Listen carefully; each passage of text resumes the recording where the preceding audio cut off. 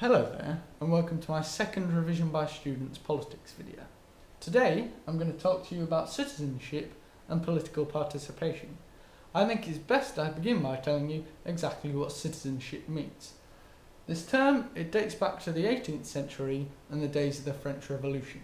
Prior to the Revolution, people were not citizens but subjects, and subjects to the monarchy. After the Revolution, they became part of the democratic community and were termed citizens. The idea of citizenship has stuck with us all this time and has become of increasing importance. In fact, in the days of New Labour, it became a key policy issue and was rebranded as communitarianism. This idea involves both citizenship and political participation.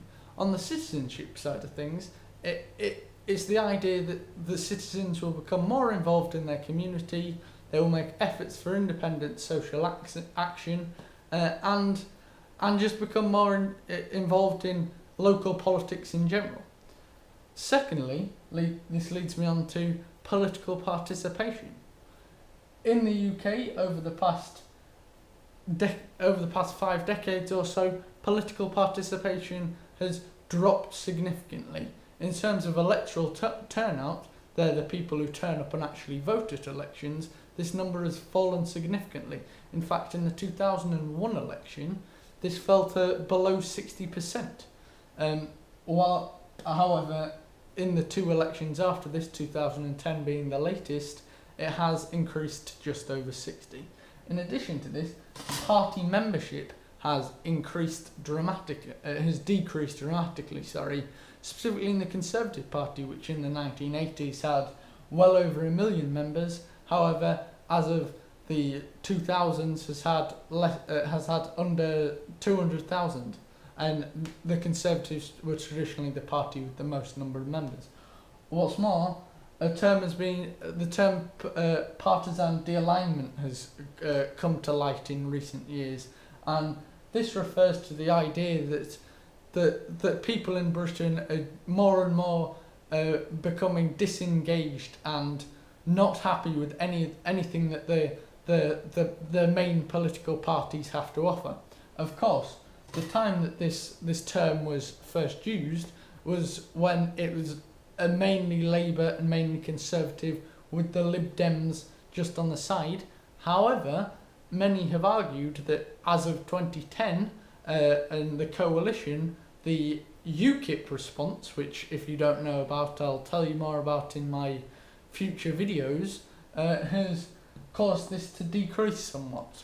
But in regard to political participation, the news isn't all bad, because for some, the decrease in turnout and party membership and increasing de-alignment has been a bad thing. However, some would argue that this has been offset by other kinds of political involvement.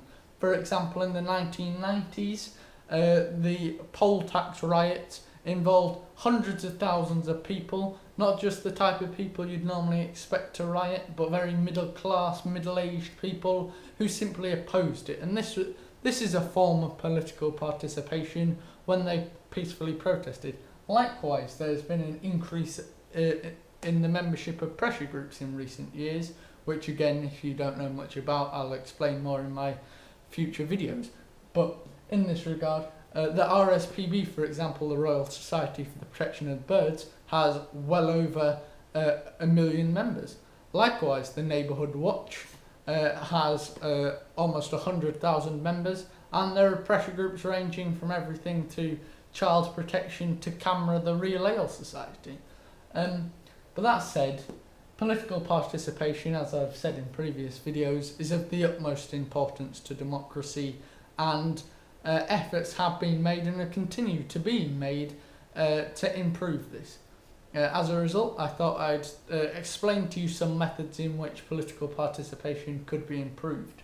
The obvious one would be, why not make voting compulsory? In Australia, for example, it is illegal for people over the age of 18 not to vote.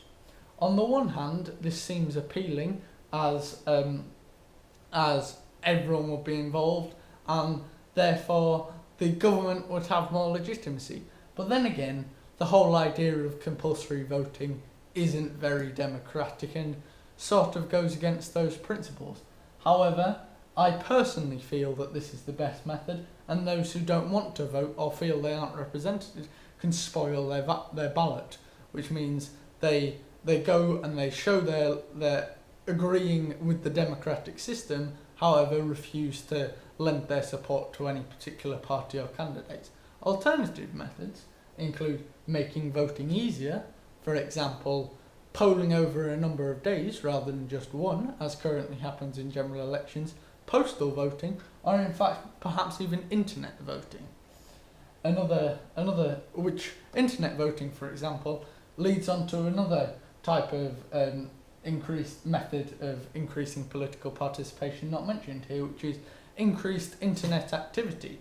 This has been partially used with the increase of MPs and politicians using Twitter and Facebook, and also with e-petitions, a system used where people go online, they sign a petition, and once it gets over 100,000, that particular issue has been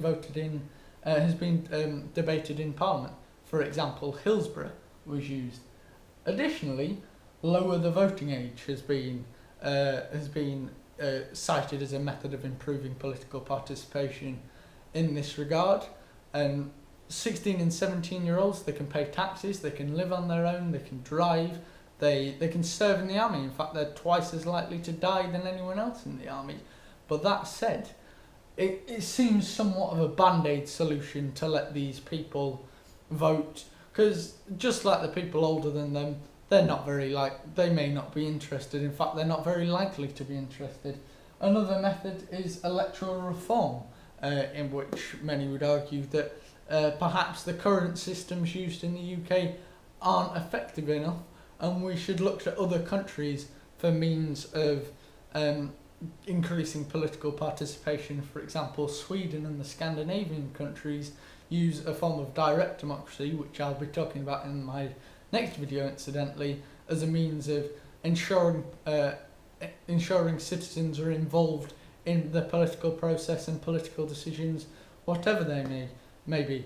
But finally, the ultimate method of improving political participation, as advocated by New Labour, in fact all the parties in the UK and in America, is education. As if you're watching this, you'll have probably done Citizenship at some point.